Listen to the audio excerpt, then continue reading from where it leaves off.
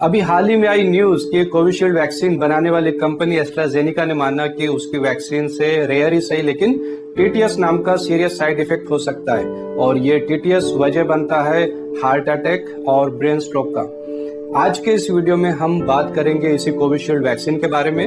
साथ ही हम कुछ अलग बात भी रखने वाले कि न सिर्फ वैक्सीन बल्कि कोविड वायरस का भी सीधा कनेक्शन था हार्ट अटैक से, और न सिर्फ कोविड बल्कि कोविड की ट्रीटमेंट में यूज होने वाले स्टेरॉइड्स और रेमडेसिविर जैसे भारी इंजेक्शन के बाद से हमारी हेल्थ में क्या चेंजेस आए और हमें अब क्या करना चाहिए, इस टॉपिक पे खुल के बात करेंगे। आपसे रिक्वेस्ट है कि इस वीडियो को एंड तक पूरा देखें।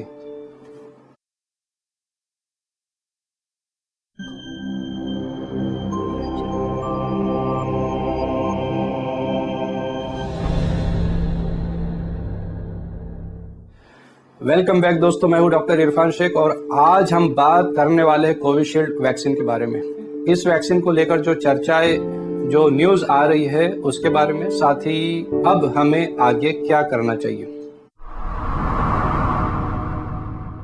सबसे पहले शॉर्ट में इंट्रोडक्शन करवा दूं। अभी हाल ही में आई न्यूज ने तहलका मचा दिया कि कोविशील्ड वैक्सीन बनाने वाली कंपनी एस्ट्राजेनिका ने पहली बार अदालती दस्तावेजों में एक्सेप्ट किया कि वैक्सीन से रेयर दुष्प्रभाव हो सकता है। ये माना गया है कि ये वैक्सीन बहुत ही दुर्लभ मामलों में टीटीएस का कारण बन सकती है। टीटीएस मीन्स थ्रोम्बोसाइटोपेनिया सिंड्रोम, जिसमें खून के थक्के जमना शुरू हो जाते हैं और प्लेटलेट्स में भारी गिरावट आती है, भारी कमी आ जाती है। ऐसे में एक तो ब्रेन में स्ट्रोक या फिर कोरोनरी हार्ट डिजीज यानी हार्ट अटैक से जानलेवा कंडीशन आ सकती है और मौत भी हो सकती है। अभी तक ये कंपनी इस बात से इनकार करते आई है, लेकिन पहली बार ऑफिशियली इस कंपनी ने माना है कि इसके साइड इफेक्ट से टीटीएस भी हो सकता है। थोड़ा और वाजे कर देते कि एस्ट्राजेनिका कंपनी, जिसने ऑक्सफोर्ड के साथ मिलकर कोविड वैक्सीन बनाई थी, इसका नाम था एजेड वैक्सीन, भारत में यही कोविशील्ड नाम से सीरम इंस्टीट्यूट ने बनाई और गवर्नमेंट को सप्लाई की। अब थोड़ा और फ्लैशबैक में चले जाते हैं। कोविड जब से स्टार्ट हुआ तब से वैक्सीन की डिमांड बहुत ज्यादा उठने लगी। साल डेढ़ साल में कोवैक्सीन और कोविशील्ड, ये दो वैक्सीन अवेलेबल हुई। एक्सपर्ट्स उसमें कोवैक्सीन को ज्यादा सेफ मान रहे थे, लेकिन उसकी सप्लाई बहुत कम थी। अनफॉर्चुनेटली कोविशील्ड के ही सबसे ज्यादा ऑर्डर दिए गए। अब इसके पीछे क्या पॉलिटिक्स है वो हमारा टॉपिक नहीं है, लेकिन मरता क्या ना करता। फिर हम सब ने वो वैक्सीन ले ली। वैक्सीन कितनी सेफ है इसको लेकर सवाल पहले भी उठे, पेशेंट के मन में भी थे और डॉक्टर्स के मन में भी। देखिए, वैक्सीन कोई भी हो, छोटे मोटे साइड इफेक्ट सबके हो सकते हैं, लेकिन इस वैक्सीन को लेकर अलग डर इसलिए था क्योंकि ये वैक्सीन पहली बार इतनी ज्यादा तादाद में लगनी थी। किसी भी वैक्सीन को मार्केट में आने से पहले इसे कई ट्रायल से गुजरना पड़ता है, जिसमें 2 से 3 साल का समय भी लग जाता है। लेकिन महामारी से लोगों को बचाने के आनन फानन में वैक्सीन को जल्दबाजी करके लॉन्च कर दिया गया। वैक्सीन की बात चली रही तो शॉर्ट में वैक्सीन को भी आसान भाषा में हम समझा देते हैं। जब कोई बाहरी वायरस हमारे शरीर में एंटर करता है या हमला करता है तो हमारा इम्यून सिस्टम उससे लड़ने के लिए खास तरह का डिफेंस सिस्टम बनाता है, जिसे एंटीबॉडीज कहते हैं। वैक्सीन का प्रिंसिपल भी इसी पर काम करता है। वैक्सीन के जरिए कुछ कमजोर वायरस या डेड वायरस हमारी बॉडी में छोड़ दिए जाते हैं और हमारी बॉडी उसके सेल्फ डिफेंस में खुद ही एंटीबॉडीज बनाती है। कोविड के केस में वैक्सीन की प्रॉब्लम ये है कि कोविड का वायरस ये इन्फ्लुएंजा या स्वाइन फ्लू की तरह हर साल स्ट्रेन चेंज करते रहता है। वैक्सीन से जो एंटीबॉडीज हमारे शरीर में बनती है वो अगले साल आने वाली वायरस पर कारगर नहीं होती। इसलिए ऐसा नहीं था कि अगर आपने वैक्सीन ले ली तो आपको डबल से कोविड बिल्कुल नहीं होगा। दूसरी बात, जो लोग ऑलरेडी इन्फेक्टेड होकर ठीक हो चुके थे उनके शरीर में ऑलरेडी एंटीबॉडीज थी, तैयार थी। ऐसे लोगों को वैक्सीन देने का कोई लॉजिक ही नहीं था, जबकि आपके पास वैक्सीन सेफ्टी का कोई सर्टिफिकेट न हो। फिर भी वैक्सीन की सेफ्टी को ताक पर रखकर वैक्सीन को कई मामलों में कंपलसरी किया गया। मसलन सफर करना है तो वैक्सीन, जॉब पे जाना है तो या जॉब पे आना है तो वैक्सीन, वगैरह वगैरह। चलो, ये तो हो गई वैक्सीन की बात। अब हम आ जाते हैं उसके साइड इफेक्ट पर। कंपनी ने माना है कि इससे one of the side effect TTS हो सकता है। इसका मतलब यह है कि टीटीएस के अलावा भी कई साइड इफेक्ट हो सकते हैं। मेरा इशारा है ऑटो इम्यून डिसऑर्डर की ओर। इसका कोई खास डेटा तो नहीं, लेकिन प्रैक्टिस में कोविड के बाद से ऑटो इम्यून डिसऑर्डर वाली बीमारियां ज्यादा देखने को मिल रही है, जिसमें रोमेटॉइड आर्थराइटिस, थायराइड से होने वाली हैशिमोटो डिजीज या रेयर कही जाने वाली मल्टीपल स्क्लेरोसिस ही क्यों न हो।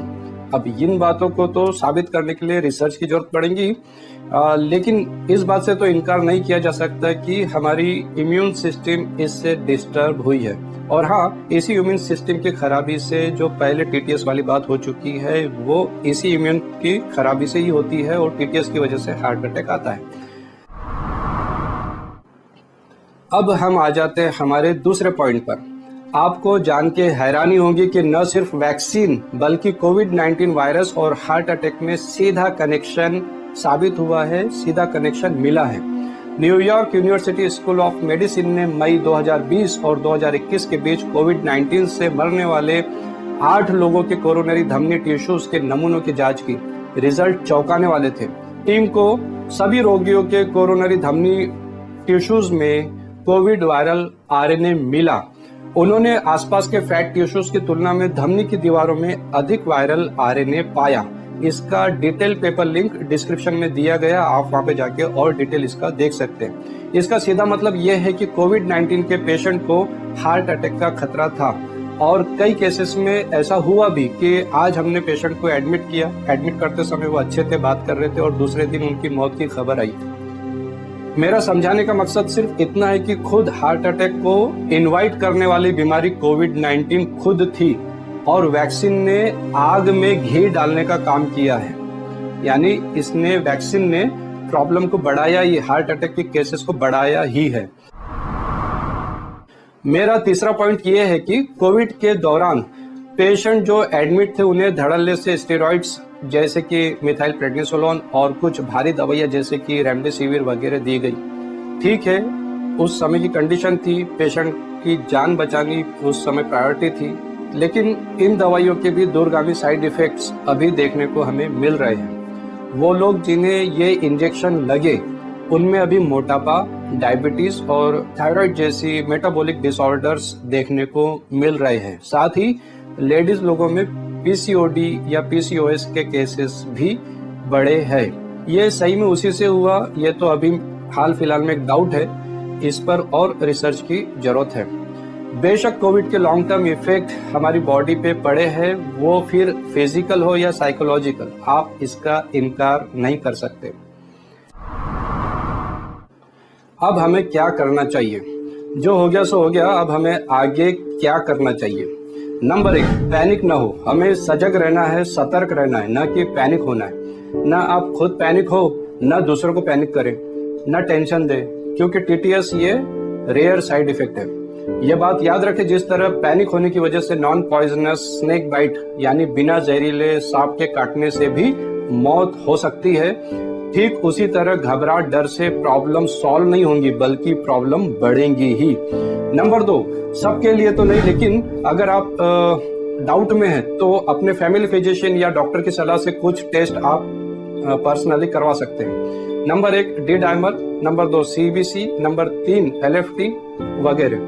नंबर 3, अगर आप डायबिटीज हार्ट के पेशेंट है तो अपने कार्डियोलॉजिस्ट से नियमित जांच करवाते रहे। उसी के साथ जिन लोगों को हार्ट प्रॉब्लम होने की आशंका है या रिस्क फैक्टर अधिक है, जैसे कि जिन लोगों को काम का स्ट्रेस ज्यादा रहता है, फैमिली स्ट्रेस ज्यादा है, स्लीप डिसऑर्डर है या स्लीप प्रॉब्लम है, स्मोकिंग, ओवरवेट, हाई बीपी, तो ये प्रॉब्लम वाले लोगों ने कार्डियोलॉजिस्ट से साल में कम से कम एक बार अपना रूटीन चेकअप जरूर करवाते रहना चाहिए। नंबर 4, अपने हार्ट को सपोर्ट करने वाले कुछ आयुर्वेदिक हेल्थ ड्रिंक लेना शुरू करें, जैसे कि अर्जुन शिरपाक। अर्जुन शिरपाक कैसे बनाना है, इसका वीडियो लिंक डिस्क्रिप्शन में दिया गया है, वहां जाकर आप देख सकते हैं। जो लोग अर्जुन शिरपाक रोज नहीं बना सकते तो कम से कम मार्केट से रेडीमेड ही अर्जुन अरिष्ट खरीद के ला ले और इसे शुरू करें।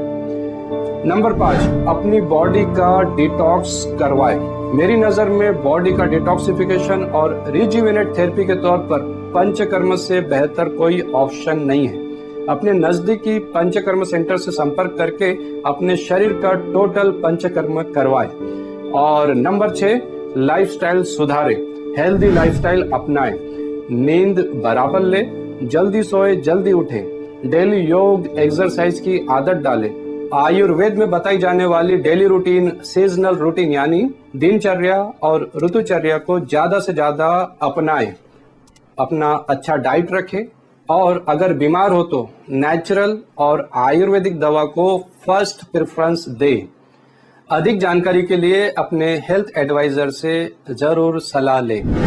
आज के इस वीडियो में इतना ही। आशा करते हैं आपको हमारा आज का ये वीडियो पसंद आया होगा। फिर मिलेंगे एक नए वीडियो के साथ। तब तक के लिए स्वस्थ रहिए आयुर्वेद के साथ। धन्यवाद।